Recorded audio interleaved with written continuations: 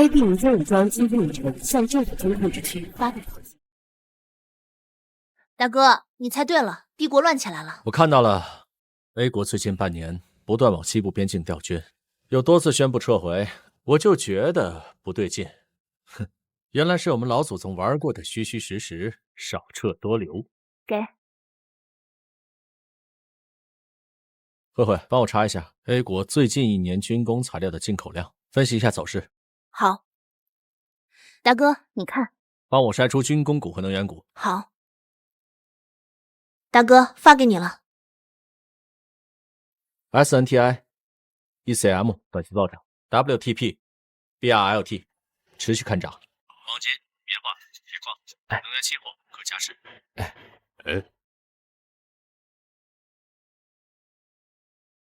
校长，看你这预测，怎么像是要爆发战争的样子啊？没错。啊，是中东还是东欧啊？你不用管。好吧，那其他的全跑，1周内全球大盘飘绿，胆子够大的话，这几天可以做空修。好，我听你的。这么大的事，如果你预测对了，将来结工资，我给你多发1个亿。那你不如让我少打1年工，早点放我自由。小畅啊，我好歹有恩于你，你就这么着急跟我切割？别等，这5年我帮你赚的钱有上百亿美金了吧？你当初救我出来，为我父母看病花的那点钱，我已经几千倍的还你。不识抬举，按他说的操作。是。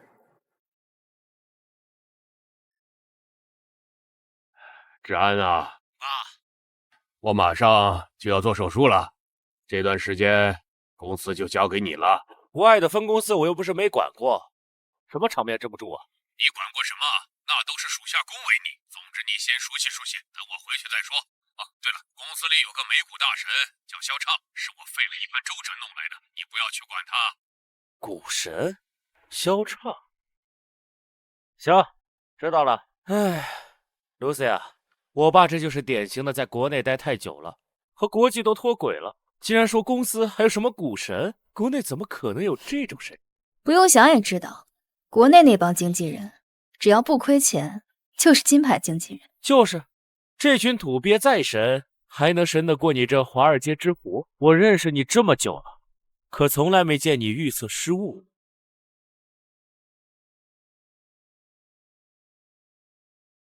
收到，哥哥是要有战乱了吗？有长进呀，丫头。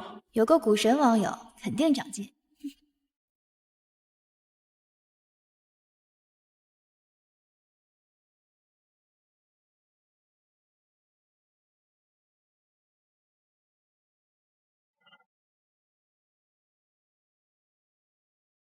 欢迎叶总，欢迎叶总。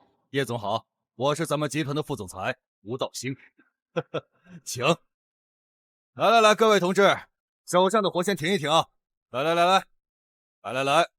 大家来认识一下，这位就是董事长的独生子啊，也是我们贸易集团唯一的继承人，我们的新任总裁叶总。欢迎叶总上任。这是你们对上司的态度是吧？不拿我当回事儿。看来我爸是对你们太仁慈了。现在公司由我全权负责，一客气，实行996制度。公司会给我们算加班费吗？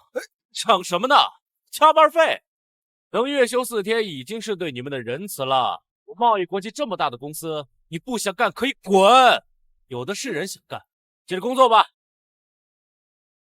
话多。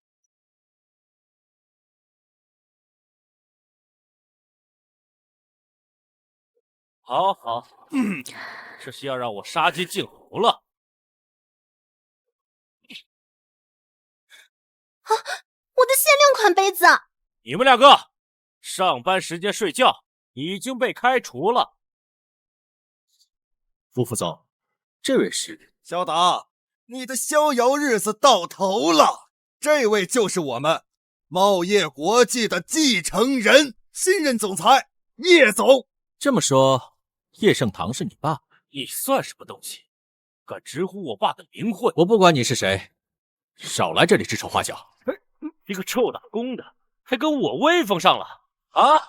叶总，这位啊是咱们公司的荐股师肖达以及他的助理，您是不知道，他平时啊在公司就嚣张跋扈，目中无人，现在把您都不放在眼里啊！这种货色留着有什么用？我们一向都是华尔街一样的作息，这个时间点早就下班了，睡一下怎么了？别找借口了，外国自然有国外的同事负责盯盘，赶紧收拾东西，滚！你确定要开除我？你爸知道吗？我堂堂公司总裁，裁个员还需要问过我爸吗？咖啡。公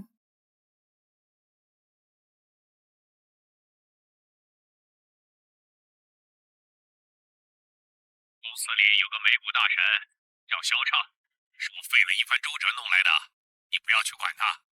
股神肖畅，吴副总，咱们公司是不是有个人叫肖畅？好像有一个叫肖畅的外股经纪人，不过前2天辞职了。哎呀，我爸这么看重的人，就这么辞职了。本来还想着见识一下，一个失败的荐股师，在国内居然混吃混喝，混得风生水起，还招了个女助理，真是可笑。居然是你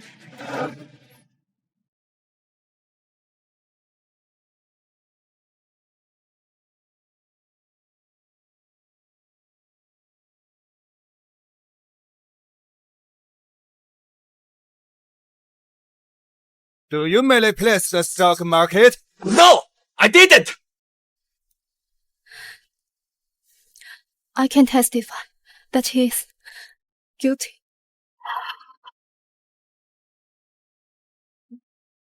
你们认识啊？也就是有过一面之缘吧，不过就是华尔街一条丧家之犬，谁会记？原来如此，以后公司有你这个股神坐镇，这种阿猫阿狗就没有存在的必要了。这女人以前对其人一窍不通，几年不见，竟然敢说能取代我了。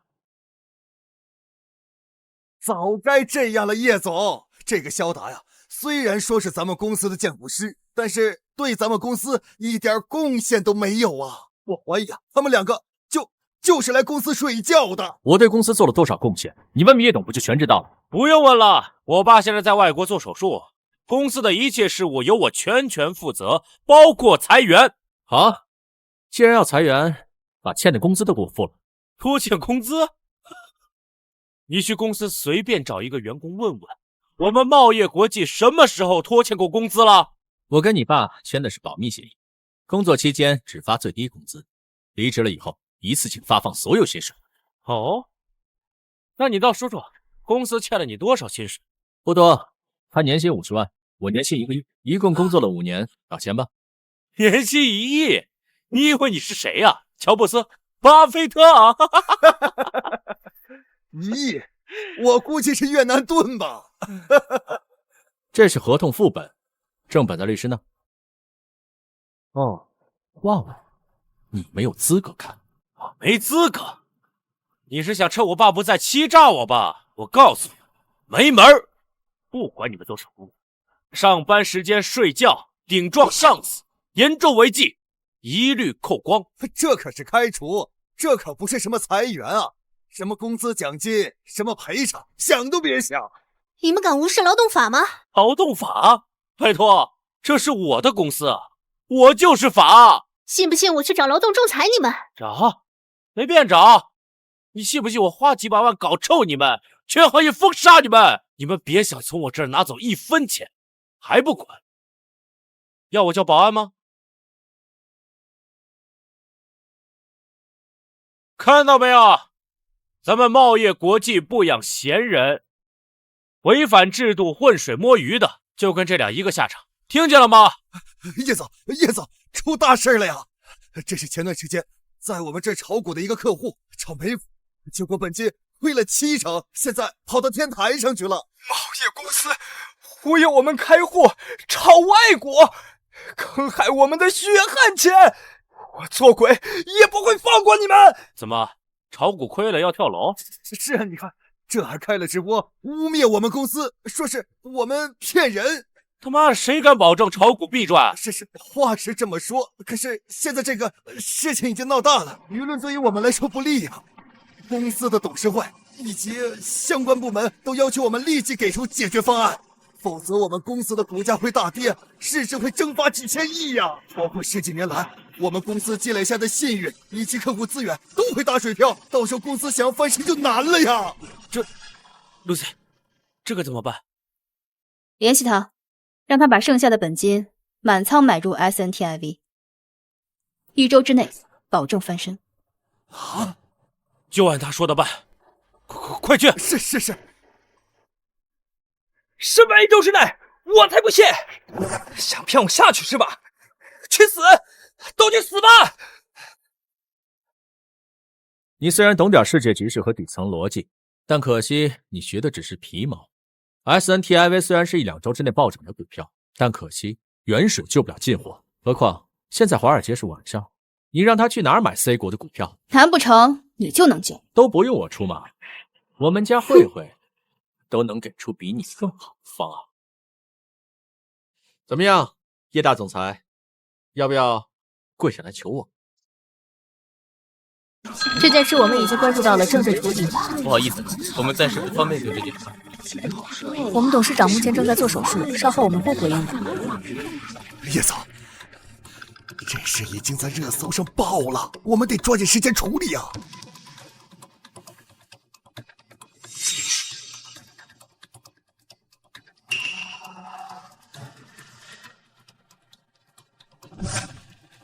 刚刚是我疏忽了，忘了时间的问题。我还有能立竿见影的方案，你给我点时间。我的 Lucy 一定有办法，快去吧。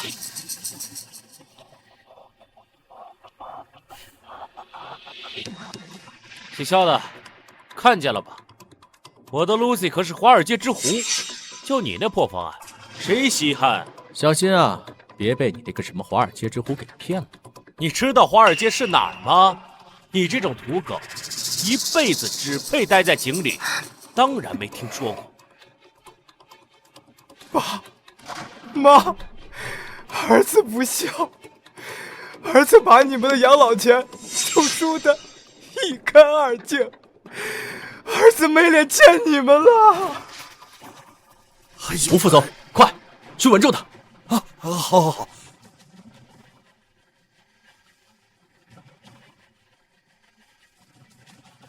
今天没发生什么能引起金融震荡的新闻，那就只有萧畅说的战争了。现在全世界都没人相信 AB 会爆发冲突，但身在漩涡中的 AB 两国，肯定春江水暖鸭先知，尤其是大概率要主动出击的 A 国。A 国的股市指数还相当平稳，除非几分钟内战争爆发。那么，比指数和股票还更敏感，就只有期货。战争阴影下，各种战略资源肯定都在拉升，但 A 国粮食、能源和矿物都不缺，其他军工原料……橡胶，这半年 A 国在超量储备，硝石的价格已经在高位。棉花，还有什么战争消耗原料？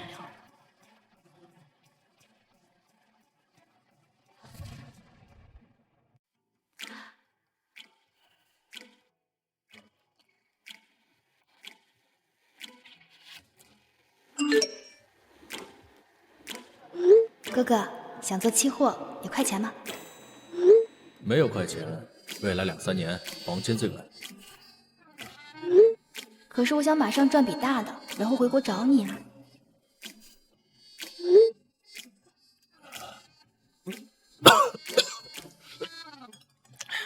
自从认识你之后，我赚了不少钱。你不是老问我怎么报答你吗？我回国以身相许，好不好？女孩子家家矜持点，我把你当成小妹妹，你把我当成什么人了？我真的要回国了，你就让我发点财嘛。不许胡闹，买稳健的股票和指数赚点零花钱就好。那种快钱不是理财，是赌博。女孩子家不要去碰，听话。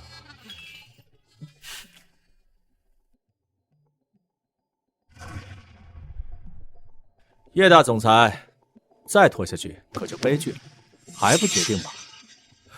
叶总，公司电话都被打爆了呀！你知道。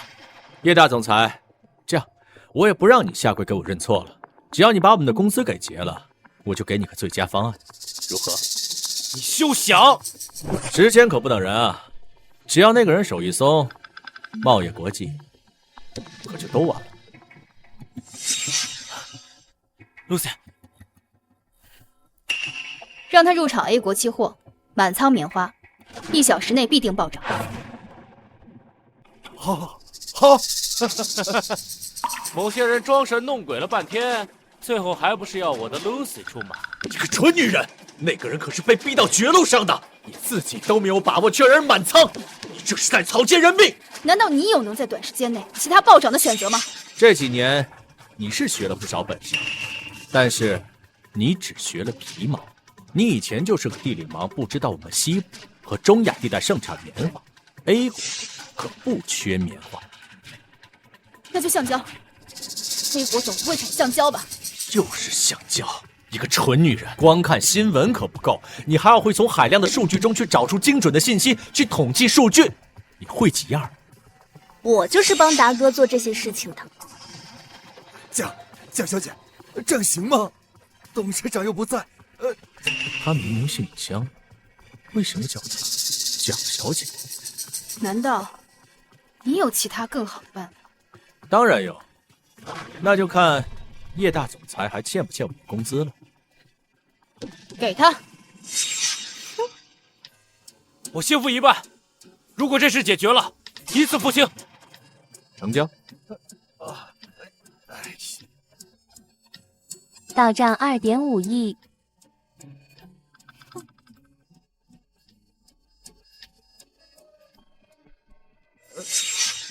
让他去买这个。啊！犹豫什么？等着别人跳楼吗？到底看中了哪只期货？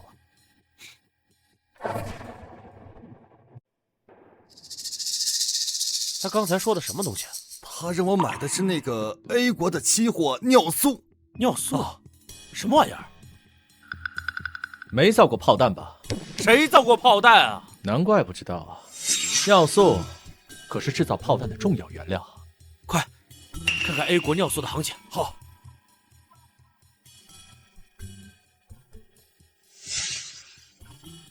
这可是你说的，我就等你半个小时。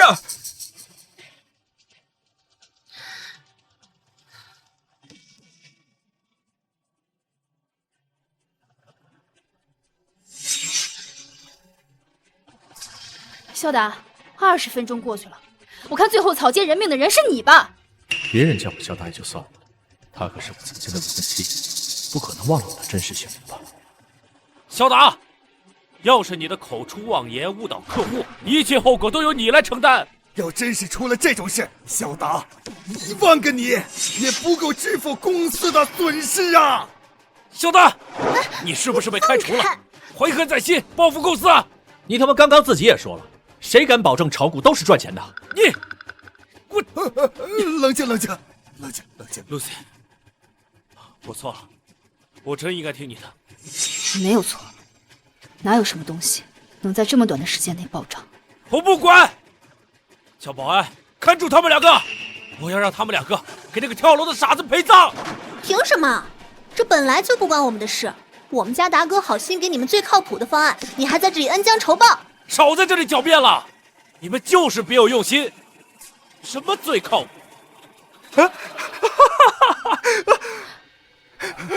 真的涨了，涨了！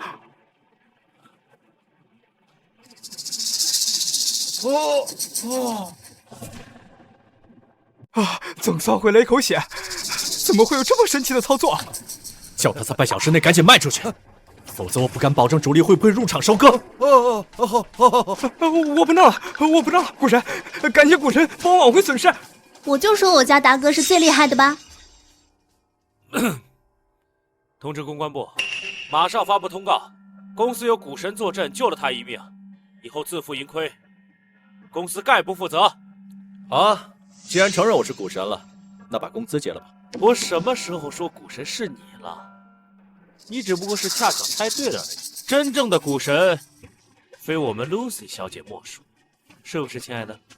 我也不是什么股神，不过他一定不是。这种孤注一掷的激烈作用，在果市是大忌。他这种人根本不配在公司待着。没错，你就活该被开除。如果不是人命关天，我怎么会做出这么冒险的点子？你们这是要卸磨杀驴吗？小达，你终于承认你是蠢驴了。你刚才嚣张的样子让我很不爽。以后记住了，有钱才能嚣张。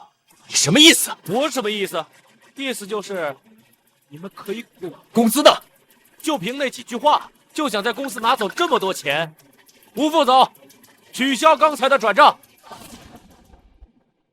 你竟敢挂账欺骗我们！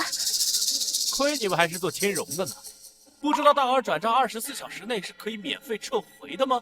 谁不知道了？没想到你一个世界500强的大总裁，竟然挂假账欺骗我们！我呸！不服就去告我呀，看看谁会相信我堂堂茂业国际会欠几个臭打工的这么多钱？好一个堂堂的茂业国际啊！原来你跟你爹的信誉就只值5个亿！哎，搞清楚，是你不值5个亿，臭屌丝啊！你，哎，想打我呀？来，打一个试试，看看我能不能让你牢底坐穿。叶总，我想起来一个事儿，这个肖达他的父母啊，常年住在 ICU， 每天花费都在2、3万，而且全都是叶总掏的钱的，这算起来好几年了。哦，是吗？那他花了咱们家多少钱啊？哎呀，怎么着也得几千万了。是吗？就这你还有脸来要工资啊？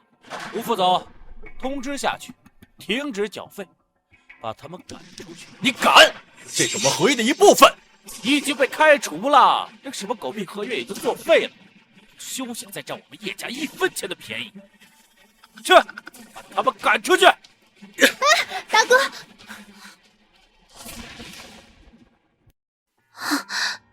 大哥，你没事吧？没事儿，慧慧，你放心，这5年不会亏待你的，我会想办法。大哥，我当然相信你，姓叶的毁约是他们的损失，可是你被他们赖掉了整整5亿的工资啊！以后你爸妈那边怎么负担得起啊？没事儿，车到山前必有路，我会想办法的。那个肖达倒是有几分本事，我怀疑我爸说的那个合约是真的，他就是我爸说的那个股神肖彻。股神是又怎样呢？难道你要把他再请回来？怎么可能？有你在，谁敢称股神？我的意思是，咱们既然都把他开了，不如就干脆再做绝一点，逼我爸跟我们家总编撕毁合约，顺便提个下面。你想怎么做？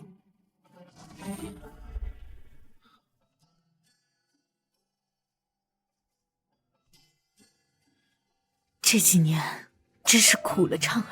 妈，是儿子没用才对。畅儿要是没有用，我和你爸早就死了，哪能在这么贵的私立医院里养病？不过，我们最该感谢的还是叶老板。自从我和你爸被撞了之后，他为我们垫付的医药费可是天文数字，你一定要踏踏实实为他做事，一辈子报答他。以后没有这种好事了，你们不配得到我叶家的资助，给我滚出去！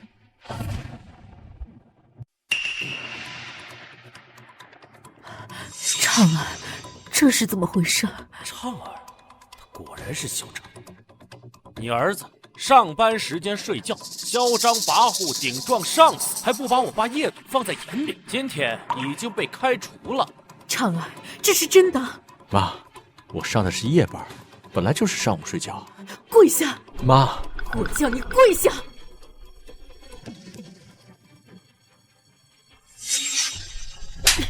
我叫你跪恩人！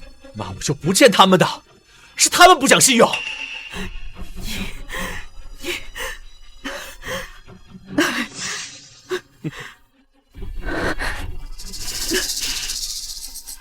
我和你爸从小是怎么教你的？教你做人要正直，要知恩图报。你是怎么做的？妈，您先起来。人家一说，我我就知道你不冤枉。你一向都仗着那点小聪明、小本事，骄傲自大，飞扬跋扈。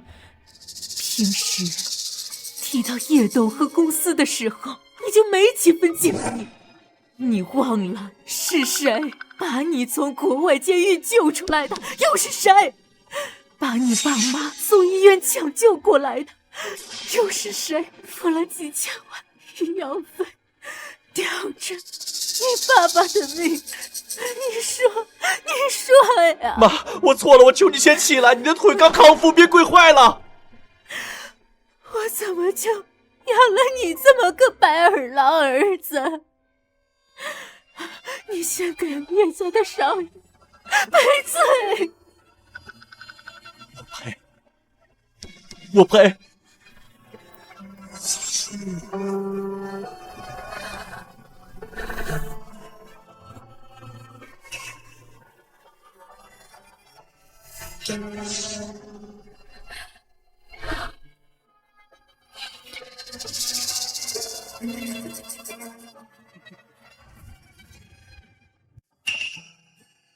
妈，快起来！妈，没事吧？磕都磕了，你再磕个10个8个的，我可以看在我爸的面子上，让你们再住上1年，怎么样？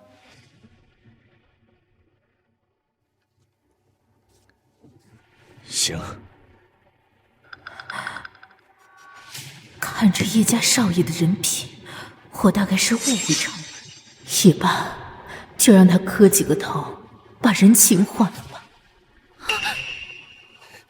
大哥，你在干什么？这种人的话，你信他干嘛？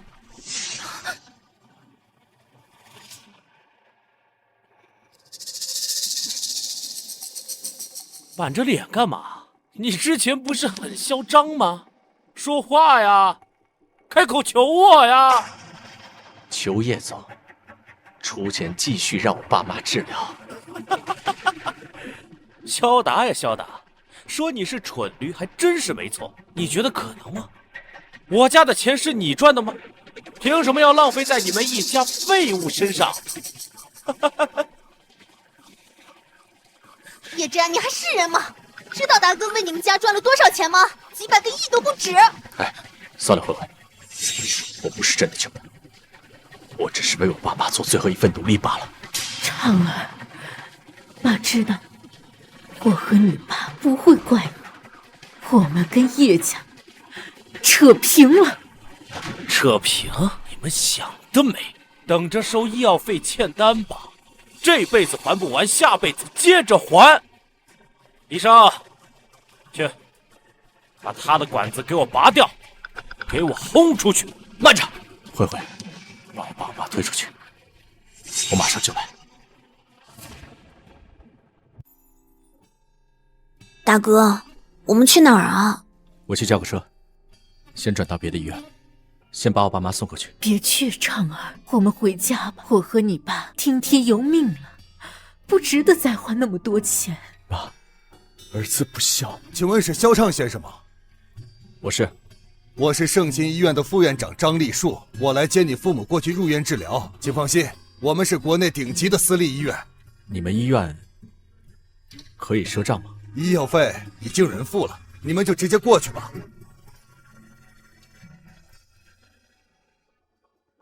妈，放心吧。哥哥，我来了。回国了？你下楼就能看到我。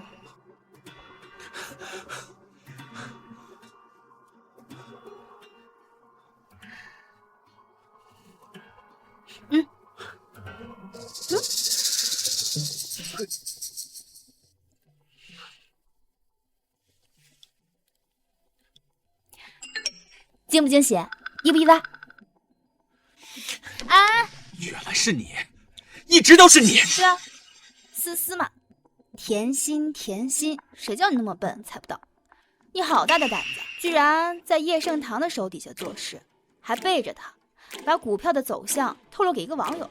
等我告诉叶盛堂，你就完蛋。我，别打脸，你打别的地方都行。你还知道要脸啊？我怎么不要脸了？你才不要脸呢，还好意思说呢？你不但给仇人做事，还养了个小助理在身边。我家慧慧，哼，臭不要脸！江思思，你还没有搞清楚情况吗？自从6年前你作伪证陷害我，我们就已经恩断义绝。你刚刚说，我什么给仇人打工？你以为叶盛堂会那么好心的把你爸妈救出来，还把你从牢里救出来？他当然没那么好心，他救我跟我爸妈都是有原因的。我跟他签了10年的保密协议，在背后帮他赚钱。不过，他也算是在我最难的时候帮了我吧。你把他想得太好。你知道当年是谁诬告你入狱的吗？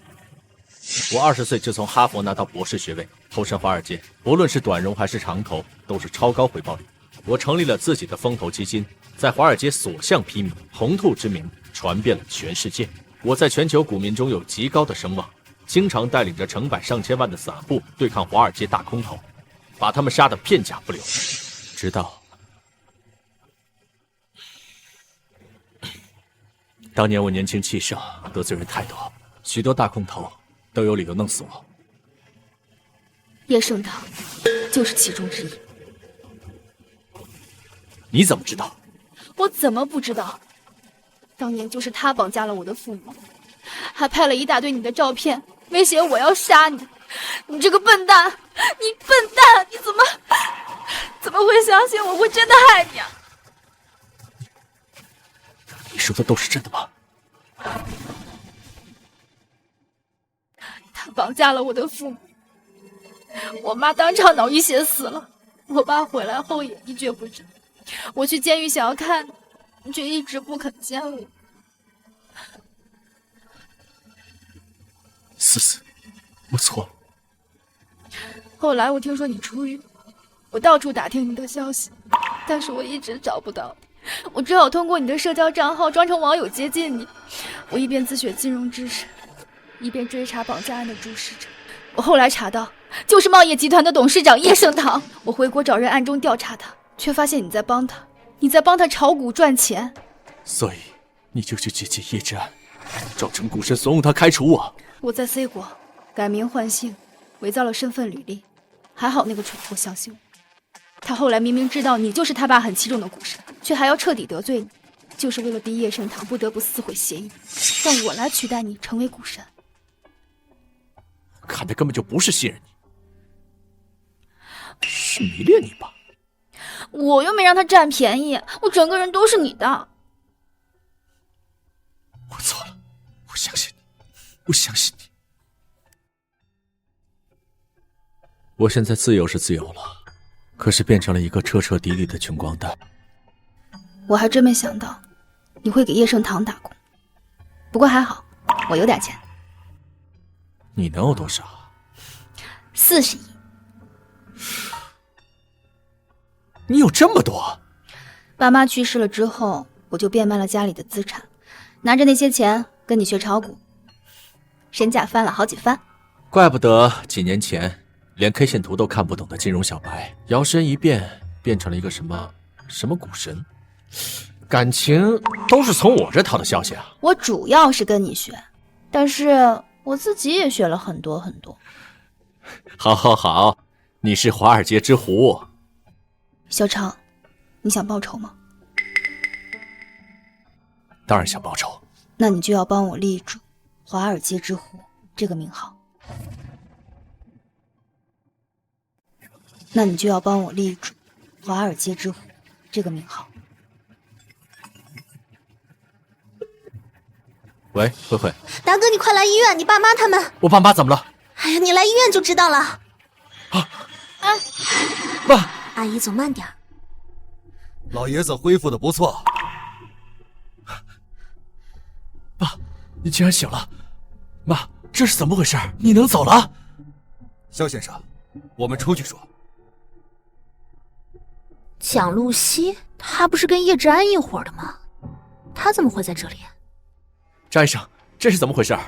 是之前那家医院用的特殊药物抑制了你父母的中枢神经，导致你父亲一直昏迷不醒，你母亲也康复不了。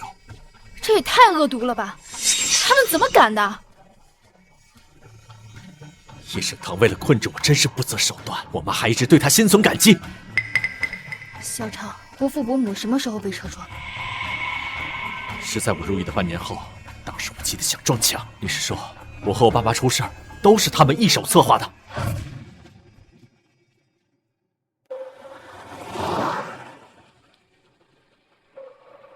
这几年我一直在想，华尔街就是叶盛堂发家的地方，那个地方同样也能让他垮台。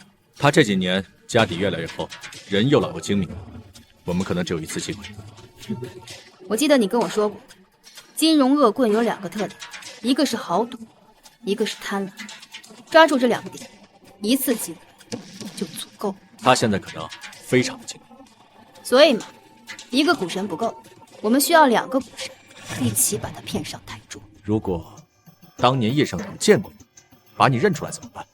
我戴上墨镜你都不认得我，更何况他呢？这，嘘，叶总，我们还是谈公事吧。Lucy， 我的江山，我的千亿帝国就在你面前，难道这也还不够让我一经方泽吗？急什么呀？我都已经抛下国外的一切跟你回国，难道还会有别的选择吗？那你可别让我等得太着急了。要知道，自从去年对你一见钟情之后，我就再也没碰过别的女人。哎呀，你这个坏男人！难道我对你来说只是一个女人？你看中的难道只是我的身体？当然不是，我的 Lucy， 你可是华尔街之虎，在金融界有点石成金的本事。以后我的事业还要靠你呢，公司的首席分析师，还有副总的位子，将来都是你。我都要做你的女人了，难道我还要图这些啊？那你要什么？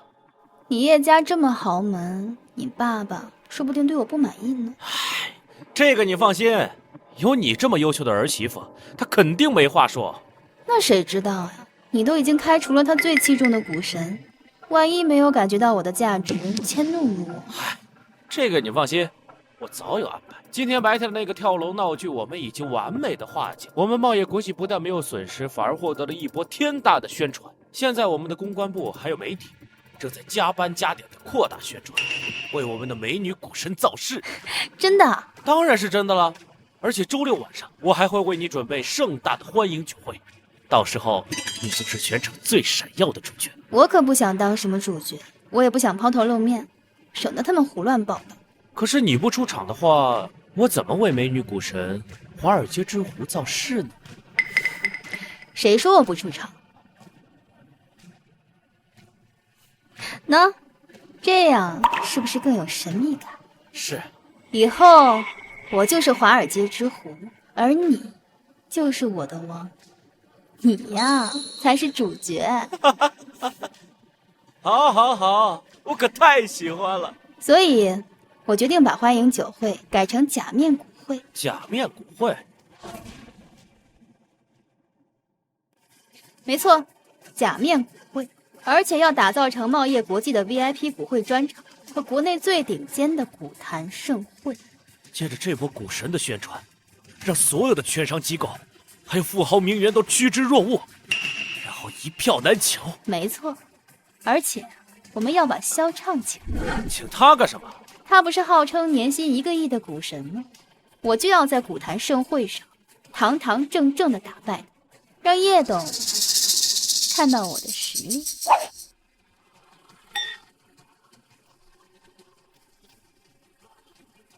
大哥，那个蒋露西跟你到底是什么关系啊？你只要记住，他跟叶之安合伙欠了你250万工资。呵呵，不好意思啊，这里是什么地方？什么阿猫阿狗都能进来吗？今晚的来宾哪个不是身价上亿的？骑着电动车的也敢进来冒充？我们是被人邀请才过来的。邀请函呢？我们只接到了电话邀请，没收到邀请函。滚吧！什么臭屌丝，也敢来这种地方？你哟，是谁的脸掉地上了？哟，这是谁的脸掉地上了？叶总，不好意思，这2个骑电动车的也想混进股会。知道你是屌丝，没想到还这么穷酸，还真给我们茂业国际丢脸。萧畅，我给你跟我正面对决的机会，你就这么摆烂？这衣服又是从哪儿租的？你管我在哪儿租的？今天是股神对决，不是来比谁穿的光鲜亮丽的。哎，也好，假面骨会嘛，总要有2个小丑啊。卢 Sir， 咱们走，你们放他俩进去吧。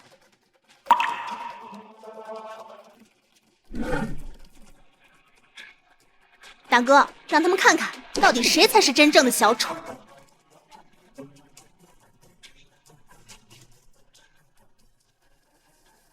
Ladies and gentlemen， 非常欢迎各位来宾前来参加由我们贸易集团主办的假面股会。那么接下来就要有请我们本届股会最重要的人物，也是我们贸易集团最年轻的总裁叶志安先生。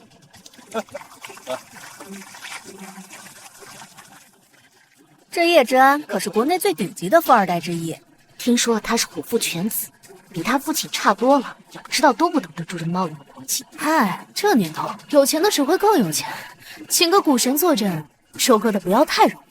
欢迎大家来到我们贸易国际主办的假面股会。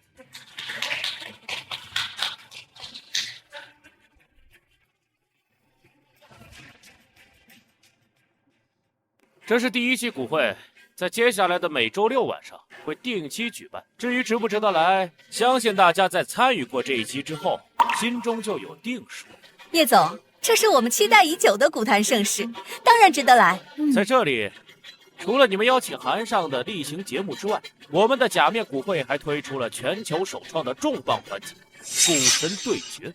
哇，叶总，是不是你要向我们介绍您那位神秘股神？不错，这也是本期股会的初衷。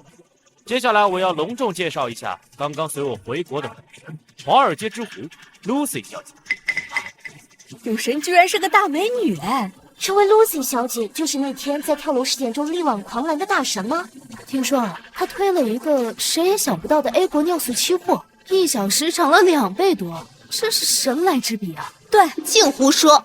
那天力挽狂澜的人明明是我达哥，关那个女人什么事？这是谁呀？人家贸业国际的总裁就在这里，他还能说错？哼，那是叶志安不肯承认我达哥的功劳罢了。你们2个穷酸货，如果不是 Lucy 小姐好心相邀，你们连这里的门都不配进，还有脸在这说大话？我们说大话？哼，我达哥的真名说出来吓死你！哼，他是阎王爷吗？一个名字也能吓死人？哎，他的真名叫萧畅，我早就知道了。啊，我没被吓死啊！他是萧畅，萧畅，这真的是萧畅，当年的红兔。啊！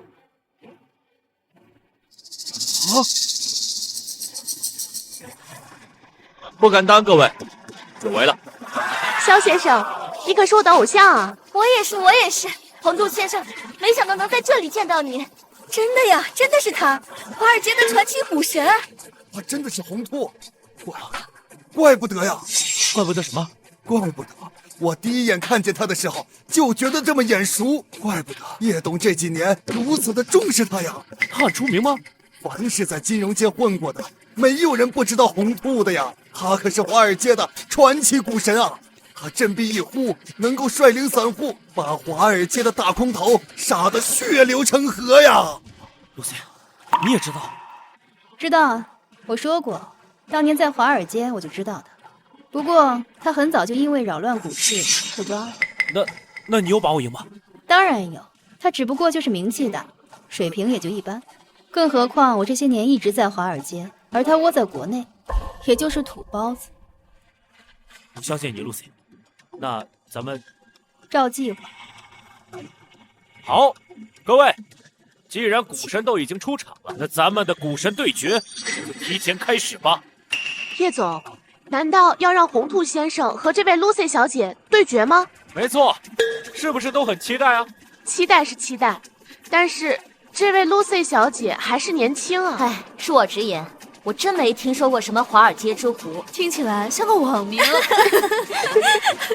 如果我输了，我也更能证明他的实力，你们何乐而不为呢？规则很简单，我们就从全球的指数、股票、期货中选出一只，由2位股神做出下周的走势预测，答案封印起来，交由公证处保存。下期再当众开启，看看谁预测的更准确。那谁来出题呢？这个箱子里的美金对应着各位宾客的号码，我抽中谁就由谁来出题。这倒是很公平。当然公平，我们的 Lucy 小姐选股可从未失手过，肯定比那个什么红兔更胜一筹。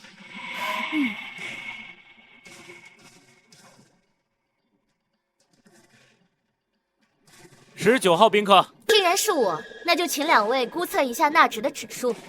这题我们已经在贸易公司对决过了。吴副总，他们什么时候对决过？不知道啊，我也没听懂。没错，这题我代表贸易国际提前告诉你们。还能这样啊？我们建议你减仓，因为全球下周大概率会持续下滑，甚至会持续低迷1到2个月。哇，这是真的吗？难道真的有大事要发生了？钱又要更难赚了吗？我相信红兔先生。那你要换题吗？换，就请2位预测一下纳指下周5的收盘指数。当然可以。那太好了。小畅，你干嘛跟熊慧慧戴情侣面具啊？现在是关心这种事儿的时候吗？我不管，下次你不许跟他痛快。哦，这题你会吗？不会。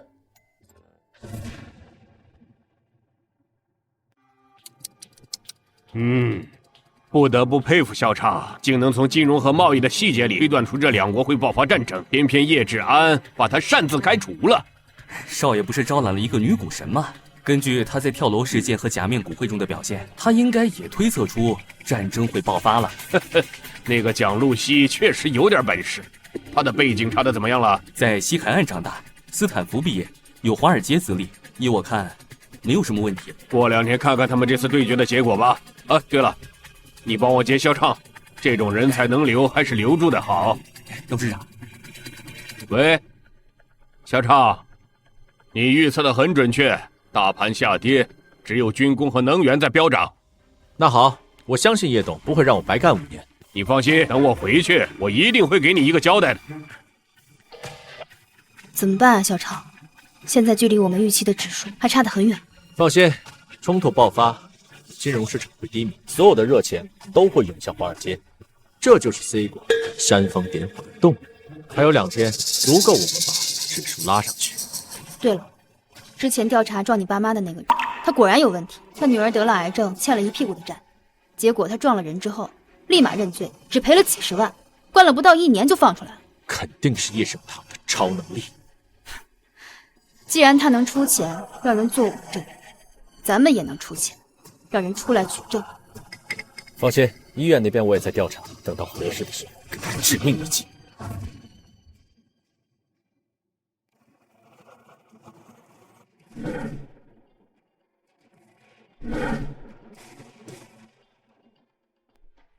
萧先生，股神，感谢股神上次的提醒，让我避免了巨大的损失。这可真神呐！谁能想到竟然会爆发战争？哎，这有什么的？那位华尔街之狐不是也预测到了吗？没错，之所以能预测到 A 国的尿素会暴涨，因为尿素是制造炮弹的必要原料。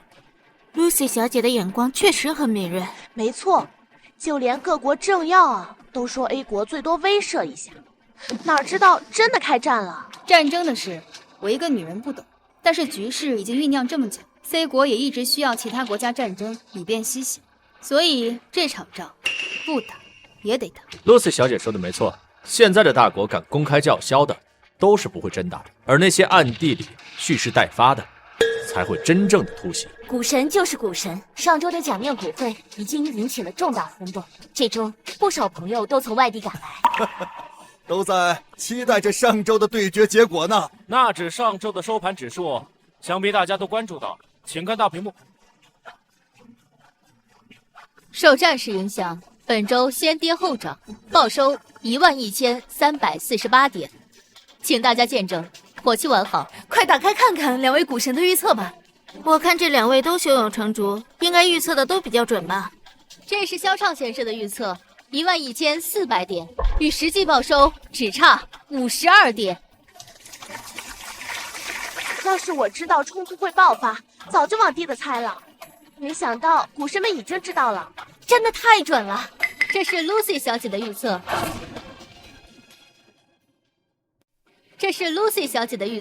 11320点，距离实际预收只差28点。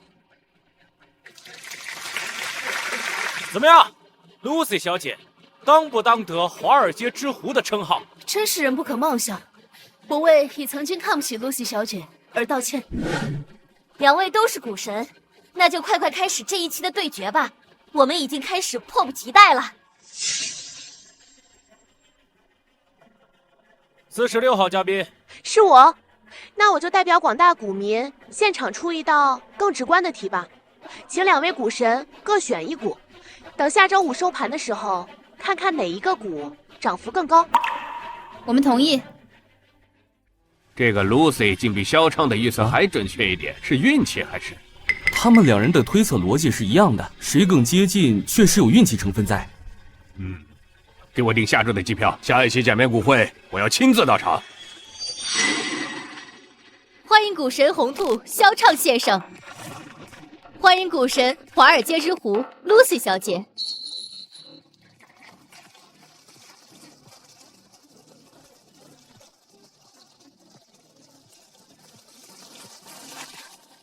请大家见证火气完好。首先，我们先来看看萧畅先生的选股。萧畅先生的选股是泛欧 WEUG，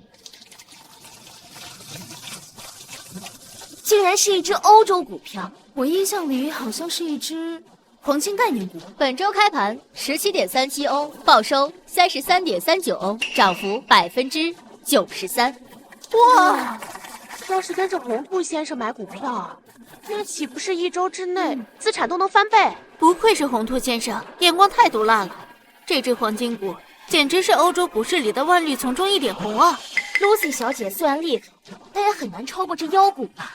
那接下来就让我们来看一看 Lucy 小姐的选股吧。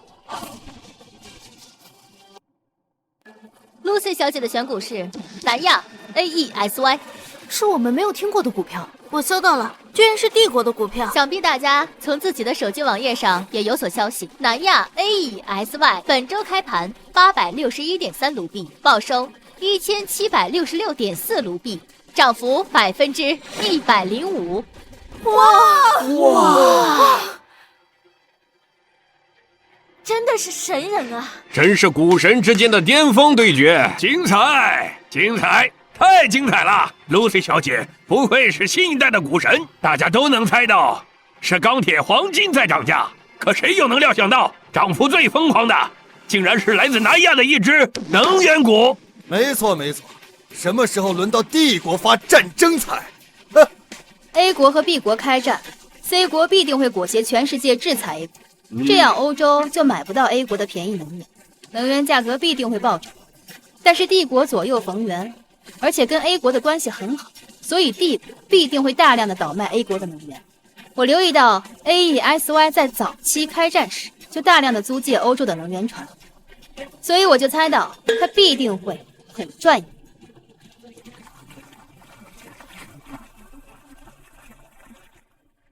叶董，该把我的工资给结了吧？那都是误会。叶志安，我已经教训过了，你回来公司安心上班即可。你要是知道叶志安是怎么羞辱我的，你就不会说的这么轻飘飘了。何况，你现在不是有新的股神为你效力了吗？小畅，你当真去意已决？当然。那好，下周开盘前，你最后再给我买2只股票，如果1周之内能暴涨20%，我就把剩余的酬劳付给你。没问题。好聚好散吧，我再帮你赚最后的5000了。哼哼，江小姐，我儿愚钝，以后还希望你尽心辅佐他，我看好你哦。应该的。想要什么？有什么条件？尽管提。别的倒是没有，不过我听说某人年薪1个亿，我也想。对，爸，可不能比他少，我觉得2个亿都不多。好好好，但是我有个问题。老爷子请吩咐。下周开盘前再帮我买2只股，如果1周之内暴涨20个点，我就给你2个亿。否则1个亿哦。那老爷子你可别后悔，这2个亿我是拿定了。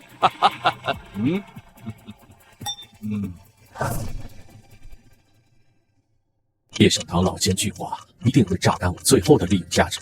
你就更没有理由骗他了。我们俩推的2组股票中，有一只是相同的，他一定深信不疑。如果他问你为什么选这2只股，你可以这么说：喂，老爷子 ，C 国虽然在 A、B 之间拱火，但 A 国肯定会控制交火力度，见好就收，以免惹怒欧盟。这样一来，欧洲就不会彻底大乱。C 国也需要炒作新的热点，来进一步吸收全世界的热钱，比如新能源，还有 AI 智能。所以，这2类股票会在近期暴涨。看来不会错了，他们2个都选中这只，我们就砸他。OPAI 震了一下，应该是他入场了。他还比较谨慎，第一手应该不超过10亿。我们跟10亿。是不是有别的主力也在做多这只股票？到盘中如果还是上升趋势，就再买20亿。又有人跟了一笔大的，不知道是不是他。现在是14.25美金，我们在14美元的价位买入20亿。是低于14美元，有人抛我们就接手的意思吗？对，防止它跌下来。好。可以去睡了。叶善堂今天不会再跟了。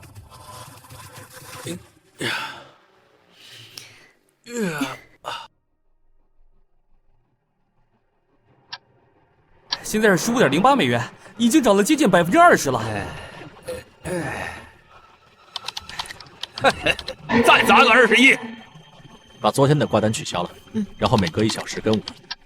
爸，按这样一直涨，这一周不得上涨100%？少爷，一天涨100%的妖股也是有的。他已经按耐不住了吧？我账上只有12亿了。1小时以后，一次性全把它砸进去。买，继续推高。一定有别的主力也在做多这只股票，不愧是 C 国的人工智能啊！我们没有押错。董事长，已经没现钱了，先出掉其他股票吗？不需要，上看涨期权。几倍啊？10倍。爸，这里面有多少钱了？现钱200亿，期权2000多亿。爸，全球福布斯榜上也会有你的名字。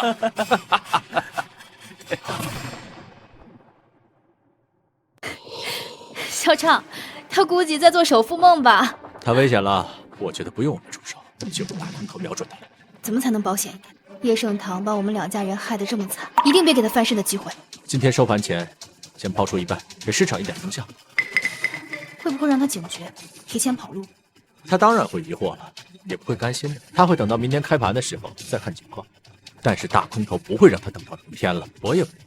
今晚整个金融界都会充斥着 OPAI 的负面新闻，我看空预测。明天开盘即跌停？对。那我们手上剩下的一半呢？剩下的一半就当给叶家陪葬了。挂单底价出售，叶盛堂就是想挂也得底价才行。这最后一手是什么意思啊？董事长要是担心的话，我们就在这个价位挂单卖出一半。不行，要是我们抛出的话，它就再也没机会涨了。等明天开盘，你今天留意一下华尔街的风向。好的。叶盛堂、陈新潭，你们涉嫌在5年前雇凶杀人，跟我们走一趟吧。别动！什么雇凶杀人？你们搞错了吧？你们干什么？敢抓我爸？知道我爸是谁吗？没有抓你，不用报你爸的名字。带走。走。爸，儿子，爸，咱的股票跌停了吧？爸，股票跌停了。爸，今天发生了什么事？我不是让你看着华尔街的动向吗？咱这是白天，华尔街是晚上，我怎么看啊？你是个蠢货，那你去找露西小姐啊，她会教你啊。我今天联系不上她了。联系不上她？爸，你怎么这个时候被人抓起来了？他们跟我说什么医院、车祸什么的，你怎么跟这件事扯上联系了？医院、车祸都跟校唱有关。现在露西也失联了，他他们是一伙的，我们被骗了。Lucy， 你这个蠢货，逆子，蠢货，你这个逆子！这只股票会跌到什么时候呢？跌到我们那一半卖出去的时候。叶盛堂翻不了身了吧？翻不了了，他在16美元的高位10倍期权追涨，现在跌的只剩一半了。他把全部身家卖了也不够赔。眼看他起高楼，眼看他宴宾客，眼看他楼塌了。